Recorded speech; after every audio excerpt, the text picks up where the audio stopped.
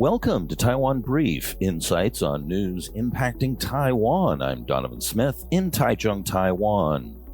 All right, before we dive in, I'd like to thank our patrons who keep this project going and have more than once ensured I made rent. Emily, Najee, Nathan, Frank, Sebastian, Ryan, Joshua, Lauren, Carlos, Courtney, and Paul. And I'd like to give a special shout out to Courtney, our new patron, and to Najee, who increased his support. Thanks to all of you, you've made a huge difference to us here at Taiwan Report. For all of you who are China watchers, you might want to check out the new think tank, Center for Strategic Translation. They translate key documents from inside China and then annotate them with translations and historical context on CCP Speak. It looks like a very valuable asset, and I'll be following it.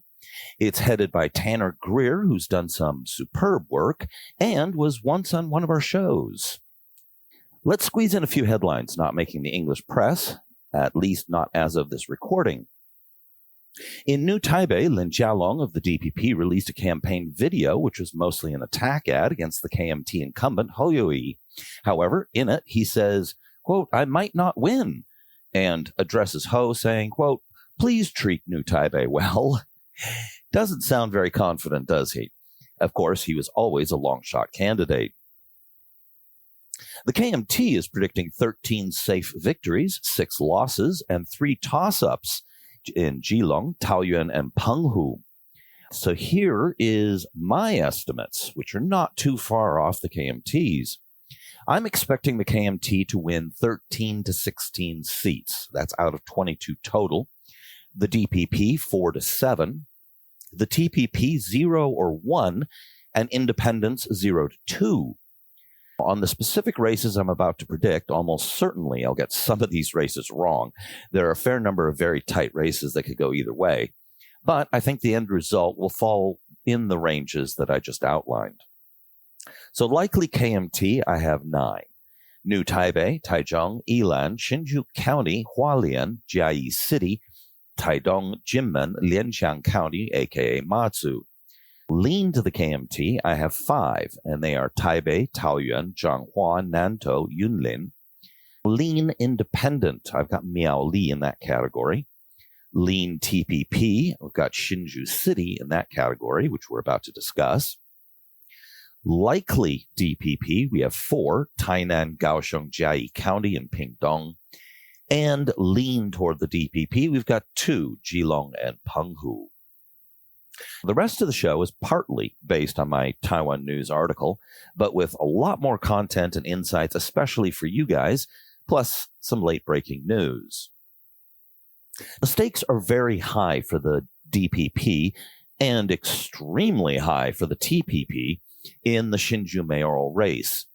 The KMT would dearly love to reclaim the city, but with their party set to do very, very well in this year's 9-1 elections, not winning in Hsinchu won't impact the party much in the bigger picture. Like much of northern Taiwan in the last 2 decades, Hsinchu was considered a pan-blue-leaning city. In 2014, during the big pan-green sweep, however, the city elected the DPP's Lin Zhijian. Lin proved popular and was one of the few DPP leaders to hold his seat in the big pan-blue wave in 2018. Early in this election, the DPP was looking like they were in a great position to hold both Hsinchu and Taoyuan. Though in terms of population, Hsinchu is a relatively small city, it holds an outsized influence. It's at the heart of Taiwan's tech industries and has a highly affluent and influential citizenry. Winning the city is considered more of a big prize than other cities of similar size. Not allowed to run again in Hsinchu due to term limits, the party nominated their rising star Lin to be their candidate in Taoyuan. Hoping to capitalize on the popularity of his administration, at Lin's suggestion, the party chose Vice Mayor Shen Huihong as their candidate, though that meant she had to hurriedly run and join the DPP because, well, she wasn't a member. She's not the only one, by the way. The KMT candidate in Taoyuan, Simon Zhang Shancheng, also has finally joined the party, even though he was the KMT's vice presidential candidate in 2020. Anyway, this is when the wheels started to come off the DPP's hopes in the region. It turned out that nominating Lin was a disastrous choice that has seriously weakened the party in both Hsinchu and Taoyuan, possibly fatally. Allegations that Lin plagiarized his advanced academic degree thesis at first one and then another university surfaced. He insisted he was innocent, and the party and party chair Tsai Ing-wen backed him. In the end, both universities ruled he was guilty and stripped him of both of his degrees. While in the midst of trying to fend off his attackers on that front, he was hit with a scandal on a second front. As former Hsinchu mayor, Lin had to take responsibility for the Hsinchu baseball stadium having to be shuttered indefinitely for safety reasons just days after it had reopened, following the completion of a 3-year, 1.2 billion NT, which is 40 million US dollar, botched renovation project that left multiple players injured. Suddenly, the shine on his administration was seriously damaged, and by extension, Shen Huihong. Lin had to resign as the party's candidate in Taoyuan, and making things worse, the choice to replace him was controversial and led to an angry potential DPP candidate bolting the party to run as an independent. All this damaged the image of the party in the north, especially in Taoyuan and Hsinchu, by having shown poor judgment choosing such a flawed candidate, and then persisting in backing him, even as evidence mounted Lin was guilty of plagiarism and possibly incompetent as an administrator. If the choice of Lin does end up sinking their campaigns in both Hsinchu and Taoyuan, and they both lose, it would be disastrous for the DPP. Not only would they be losing 2 important cities, one of which is a special municipality, it puts the party at risk for ending up with an even worse result this election cycle than the disastrous 2018 race.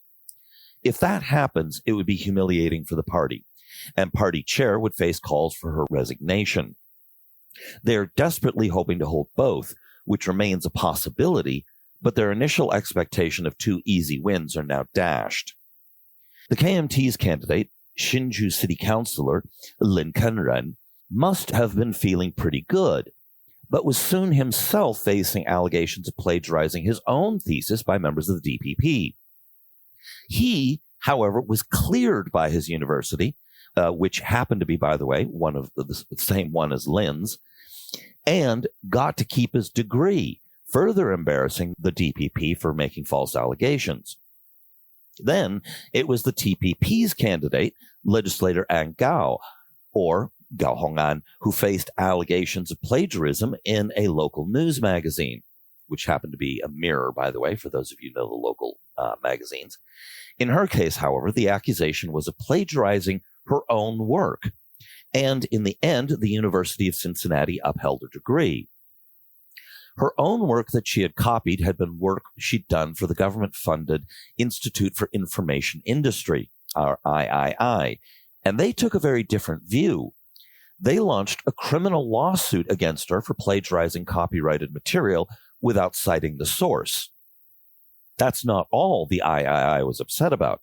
They also accused her of double dipping by simultaneously working for another company while also working for them, without filing the proper paperwork.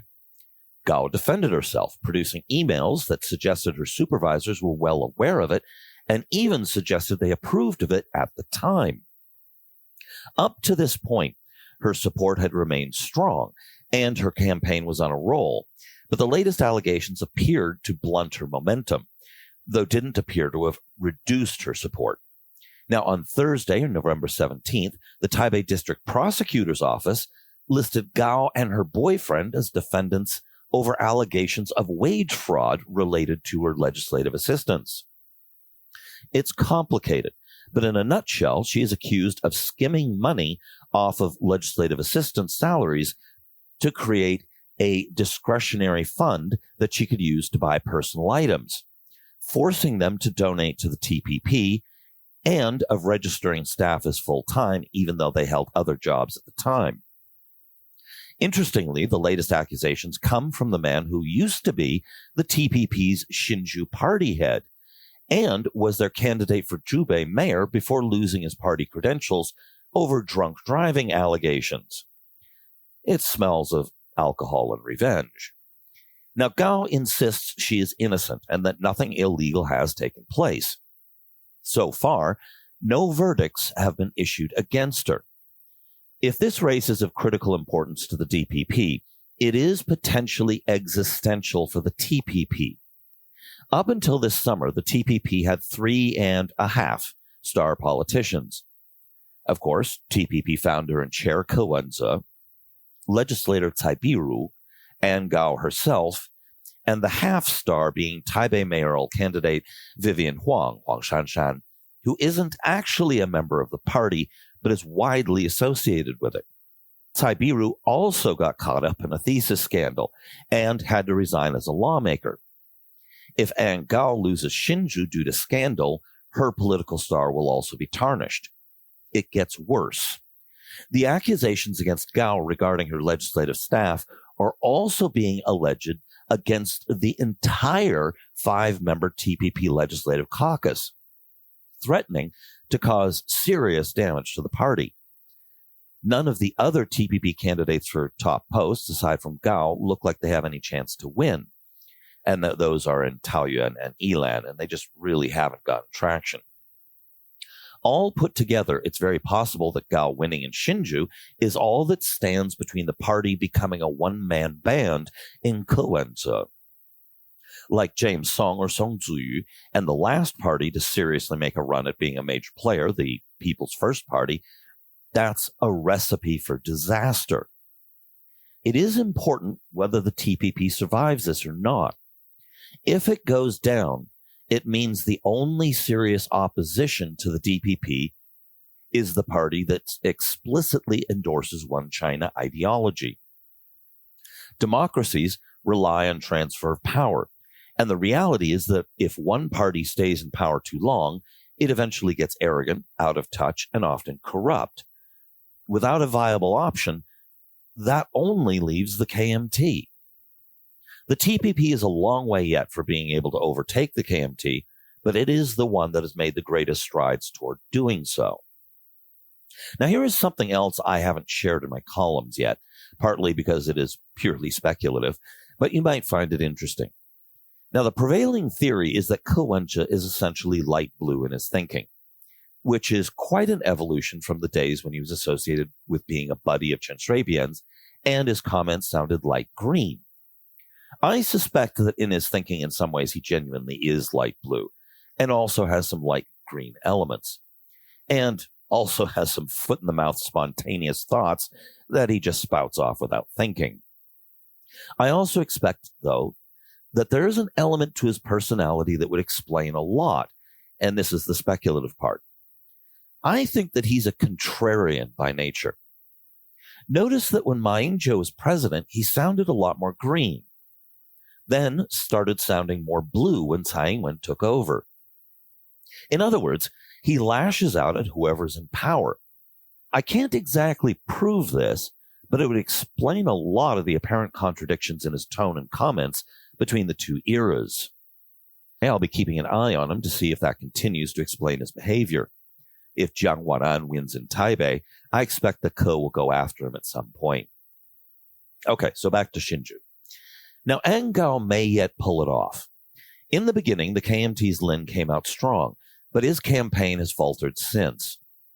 Gao's support had been growing, but the latest allegations caused it to stall, but not weaken so far. The DPP's Shen's support was between that of Lin and Gao, and some momentum seemed to be moving her way, closing the gap with Gao. Gao, with her tech background, is very popular with younger voters. A mock election was held at some local high schools, and she won with just shy of 50% of the vote in a 5-way race. Of course, there are 3 frontrunners. She also has the backing of Hanhai, aka Foxconn founder Terry Gou, or Guo Taiming, who is still influential. There are also rumors that the KMT is tacitly backing her, which Lin denies. While both deny backing Gao in this election, she had a very public meeting with the KMT's Hsinchu County Commissioner and appeared on stage with Taichung Mayor Liu Xiuyan. The KMT has called for unity behind Lin, but suspicions remain some in the party would prefer her to DPP's Shen. In fact, the papers in the last few days have been flooded with speculation on dump save or qibao voting, what we more boringly call tactical or strategic voting in English. Adding considerable fuel to the fire, the KMT vice speaker of the city council led a group of neighborhood bureau chiefs, or lijians, to a rally to support her. Most headlines gave the number 75 of them, but one source noted that only 67 were actually named. Still, that's over half of Hsinchu's 122 in total, and you know that a lot of them are going to be KMT or blue-leaning independents. This morning, I saw on the TV news that recordings of Gao pressuring staff have surfaced, but because I need to get this recording done before the very loud campaign trucks hit the streets, I haven't looked into it too deeply. Not sure what impact it'll have, and from the TV report, it didn't look too serious, but it's curious that it was released right before Election Day. I think this election will probably come down to who undecided voters choose and how many strategic dump save or qibao KMT voters Gao can peel off. Shen, with less allegations against her, probably has the edge with undecided voters, and the Gao campaign needs to try and secure KMT votes from the weakened Lin campaign. I think this one is going to be close, and either candidate could pull it off, but I think that Gao retains the edge. If you're going to be in Taipei, by the way, I've posted on social media that I'll be delivering a speech up there in Taipei. It's a free event. You're welcome to join, and hope to see you all there if you're in Taipei. I'm hoping to do a show right after the election to give you some results, although it might take a little while to be edited and actually appear. Until next time, I'm Donovan Smith.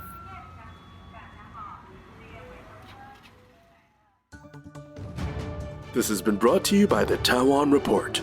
For more content like this, become our patron at report.tw. 还有就是那个台湾狗啦，最喜欢我的台湾狗了。